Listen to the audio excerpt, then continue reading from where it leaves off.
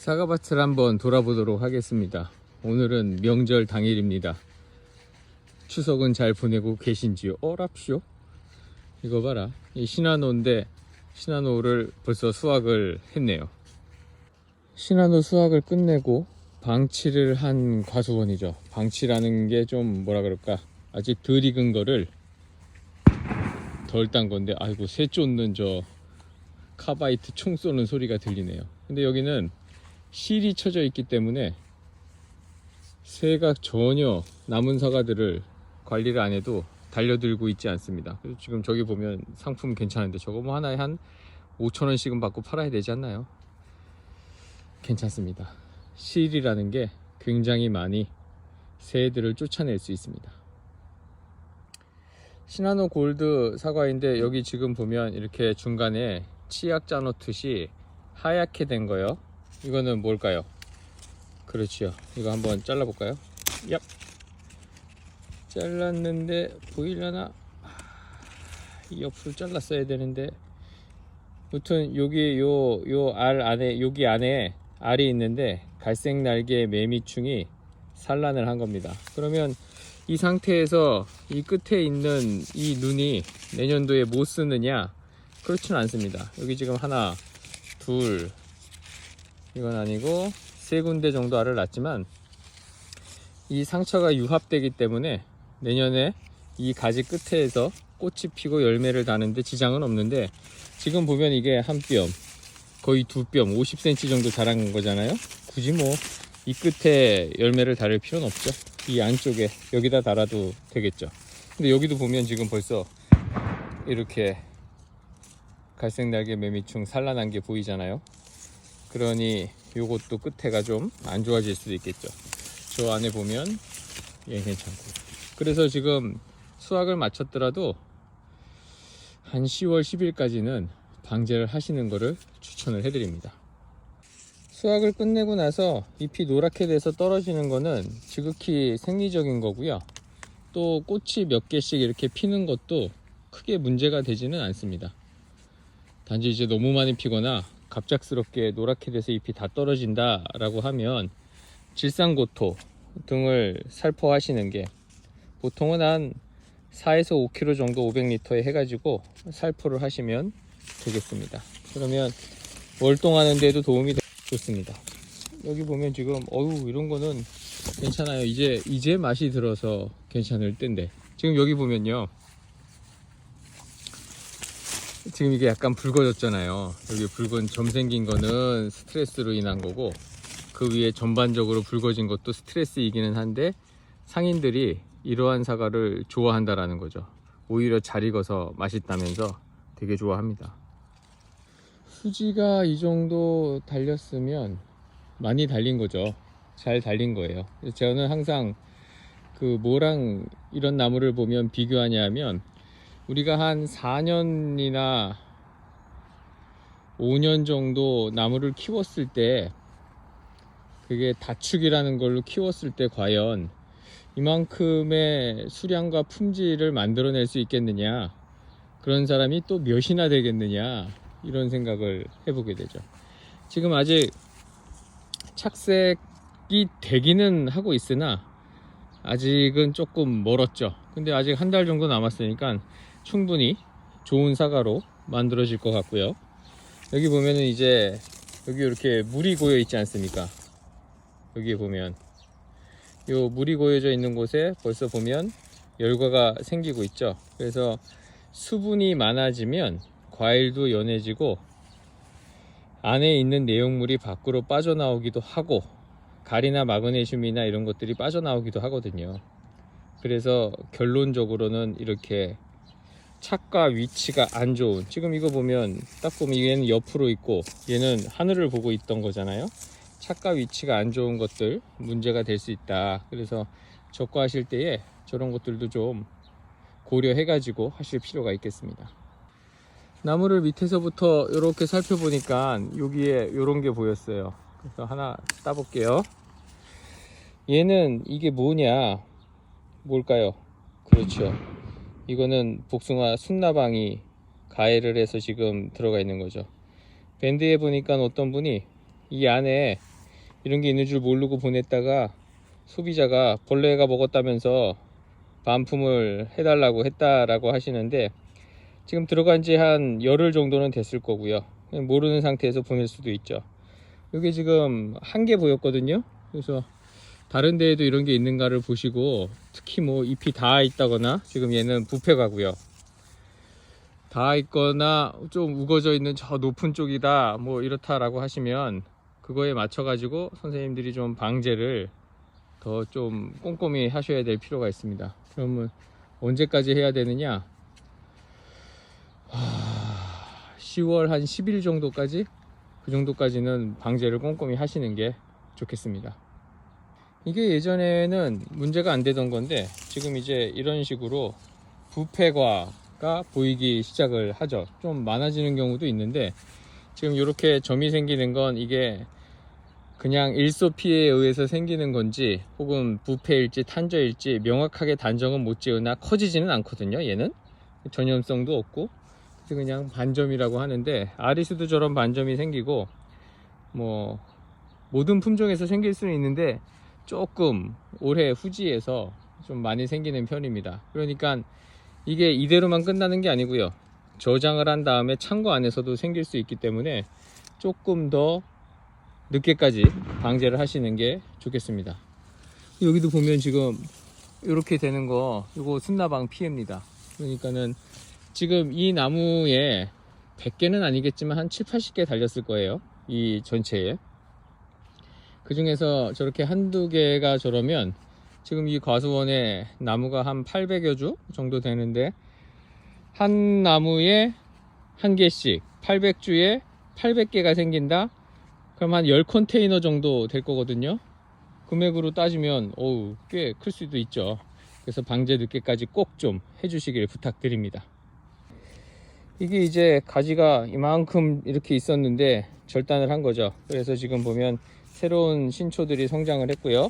이 안에도 눈이인데 복합화예요. 사과는 꽃눈이랑 잎눈이랑 같이 있죠. 요건 아직 사과 꽃눈이 되진 않았어요. 요건 잎눈이고, 이 안에 이제 내년도에 사과가 여기 달리죠. 이쪽에도 요거 사과가 달리는 거고요. 요 열매 있는 거 끝에 과대에도 사과가 달리고, 여기도 사과가 아주 약하지만은 꽃은 필 수 있겠죠. 지금 응애도 약간 먹어가지고 그렇기는 한데, 그래서 충분히 이 안쪽에서 사과를 달 수 있으니까 굳이 이쪽 것까지 쓸 필요는 없죠.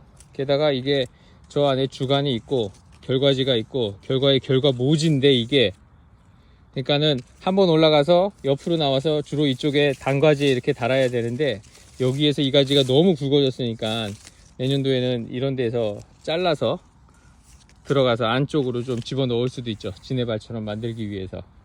그런 상황들을 좀 참고하셔 가지고 지금 자라는 이런 것들이 여기에 뭐 점이 찍히거나 병이 왔다, 혹은 이렇게 마그네슘이 부족한 증상이 보인다, 크게 중요하지 않다라는 거죠. 왜?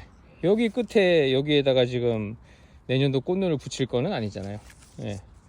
그러니까는 오히려 지금 이런 데 안에 있는 게, 이런 이파리들이 정상적인 색깔을 가지고 있고 부족함이 없어 보인다 라고 하면 그냥 편안하게 농사를 지으시고 추가로 뭘 연면 시비하지 않으셔도 큰 문제가 없겠습니다. 계속 더 돌아보겠습니다. 이게 보면은 한 뼘 정도 되는 아주 좋은, 그리고 열매가 달려 있지 않았었기 때문에 가지가 힘도 있고, 그러면서 아주 안정적으로 잘 멈춰서 양분의 허실 없이 꽃눈을 잘 만든 거예요. 그래서 내년도에 좋은 열매가 달릴 것 같고요.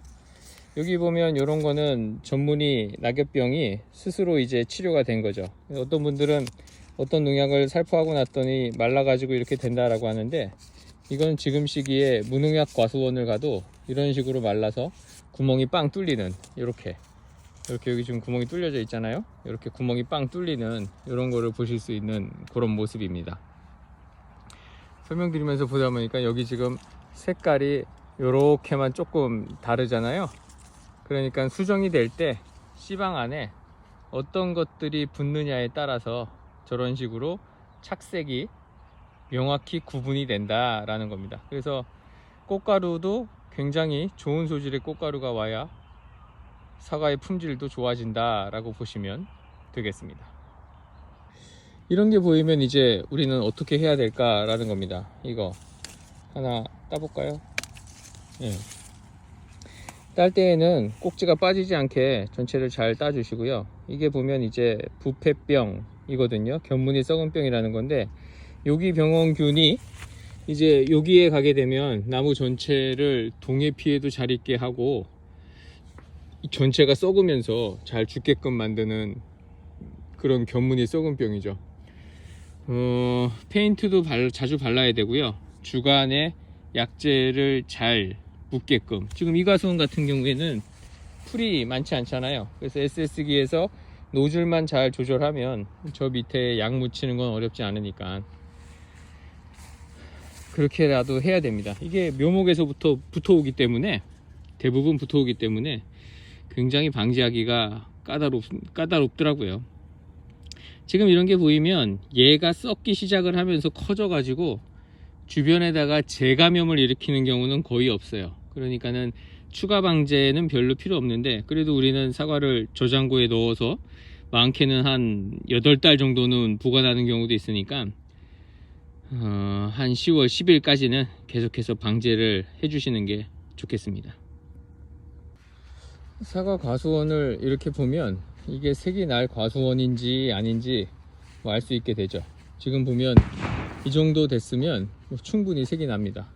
지금 과수원에 이렇게 보이는 거는 요건 네발납이라고 하는데, 이렇게 부패과가 있으면 이런 데에서 흘러나오는 포도당을 주로 먹고 다른 데에서 접종은 할 수 있는데 지금 발병하기에는 쉽지 않습니다. 그러니까는 이거는 없애는 게 맞기는 한데, 없애면 여기 햇볕도 들어가고 뭐 과일도 조금이라도 더 굵어지겠죠?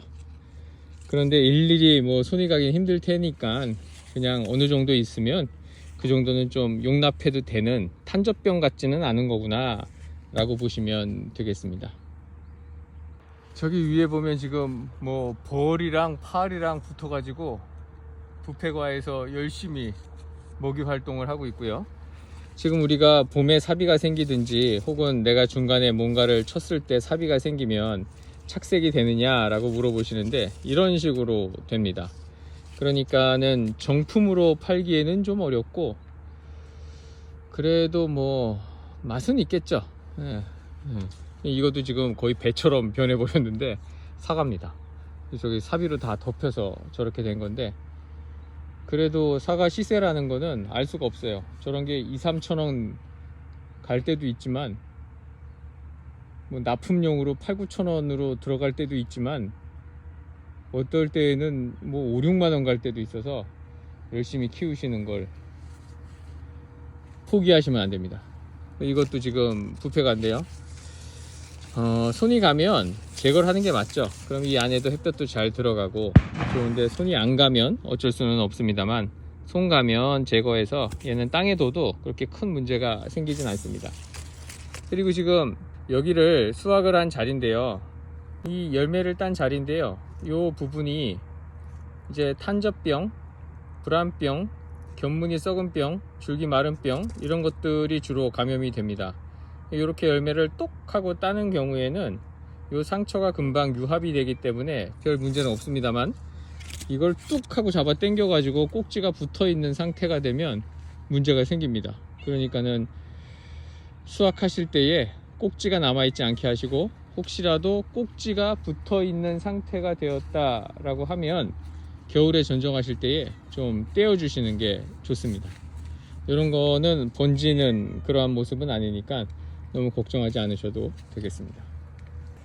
지금 보면 요 밑에요, 밑에 쪽에 여기 요 부분, 요거 사과에 점 있고, 여기에도 지금 부패가가 있고, 요 안쪽에도 지금 이게 부패가예요. 부패가 있고, 여기에 점 찍힌 게 이렇게 있고, 그래서 이게 제일 바깥쪽에 있는 나무인데 뭐 한 100개 정도 달리지 않았겠습니까?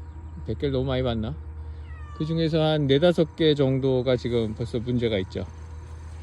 이쪽에서 이렇게 해서 또 이쪽 편에서 보니까는 여기에도 점이 찍혀 있고요. 여기에도 점이 있고, 이거도 점이 있는 거고요. 저기 부패가 있고, 여기에도 점이 있고요. 그러면 지금 벌써 한 10% 정도는 비품과가 나온 거예요.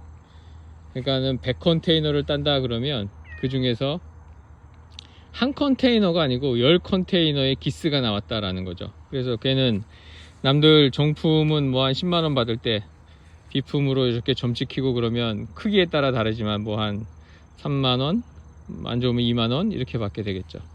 근데 저게 병원균에 의해서 생기기도 하고 햇볕을 보는 자리 쪽에서 생기는 게 일소 피해 때문에 생기기도 하는 거라서 이게 나무가 큰 나무는 오히려 좀 적게 발생을 하는데 이렇게 햇볕에 주로 노출이 많이 되는 열매 착과를 시켰을 경우에는 어쩔 수 없이 저런 품질 저하가 생기는 것 같더라고요. 그래서 지금 저런 것들을 따낸다고 해서 나머지가 크게 굵어지지는 않지만 수확할 때 저게 사람 손이 다 가야 되잖아요. 가고 해서 기스를 또 나눠야 되고 그것도 창고 안에 저장을 하면 자리를 차지하게 되고 뭐 이런 문제들이 있단 말이에요. 그래서 필요 없겠다 싶으면 좀 과감하게 지금 해서 골라서 선별해서 즙을 짜시거나 하시는 것도 오히려 새콤한 맛이 더 있을 때니까 그런 것들도 한번 고려해 보시면 좋겠습니다. 명절에 사과를 잘 파셨나 모르겠습니다. 저는 명절에 요번에는 가족들이 모이기가 힘든 형편이 되어서 못 올라가서 이렇게 과수원에서 영상을 찍고 있습니다. 선생님들 돈 많이 버셨기를 바라고 남은 기간에 저 이제 소식지에 한번 또 영상이 나갈 거거든요. 그거 잘 시청해 주시고 늦게까지 방제도 꾸준히 하셔가지고 창고에 저장하거나 단기에 팔거나 그랬을 때에 최상의 품질을 유지하면서 팔으셔야 되거든요. 그러려면은 힘들더라도 방제를 한두 번 더 하셔야겠다라고 생각하시면 그게 정답입니다. 제가 키우는 고양이거든요. 우유야. 이름이 우유예요. 이 풀 뜯어먹고 있네. 이거 새끼도 뵀는데 어쨌든 복 많은 즐거운 명절을 보내시기 바랍니다. 다음에 또 뵙겠습니다. 인사드려. 안녕.